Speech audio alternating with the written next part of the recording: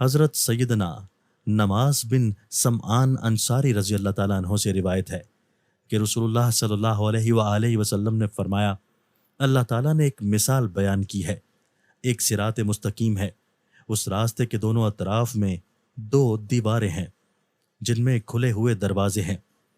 اور دروازوں پر پردے لٹک رہے ہیں۔ راستے کے دروازے پر ایک دائی یہ کہہ رہا ہے، لوگو سارے کی سارے راستے میں داخل ہو جاؤ اور اس سے زائل نہ ہو جاؤ، اور جب کوئی آدمی کسی دروازے کو کھولنا چاہتا ہے تو راستے کے بیچ میں سے ایک دائی یوں آواز دیتا ہے، تو ہلاک ہو جائے، اس کو نہ کھول، اگر تو نے اس کو کھول دیا تو اس میں گھس جائے گا۔ اس مثال کی وضاحت یہ ہے کہ راستہ اسلام ہے اور دیواریں اللہ تعالیٰ کی حدیں ہیں اور کھلے دروازے اللہ تعالیٰ کے حرام کردہ امور ہیں، اور راستے کے سرے پر دائی اللہ تعالیٰ کی کتاب ہے،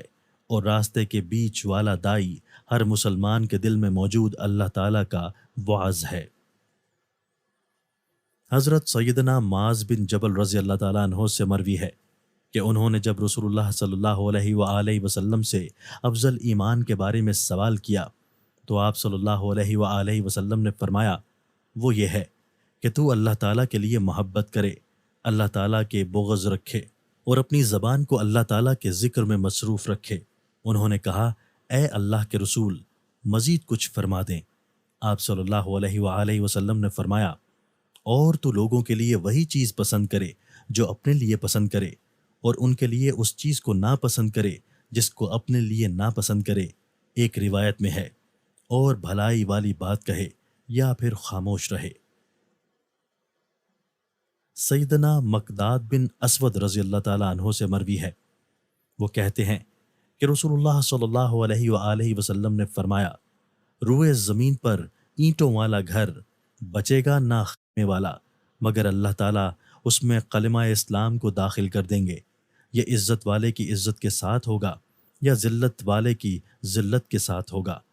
اس کی تفصیل یہ ہے کہ اللہ تعالیٰ بعض لوگوں کو اس طرح عزت دے گا کہ ان کو اہل اسلام بنا دے گا، اور بعض لوگوں کو اس طرح ذلیل کرے گا کہ وہ بھی بالآخر اس کے متی ہو جائیں گے۔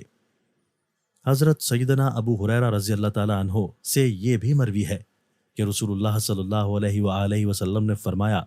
ایمان کے 75-76 شعبے ہیں، ان میں افضل شعبہ لا الہ الا اللہ اور کم تر شعبہ راستے سے تکلیف دہ چیز ہٹانا ہے، اور حیا بھی ایمان کا ایک شعبہ ہے۔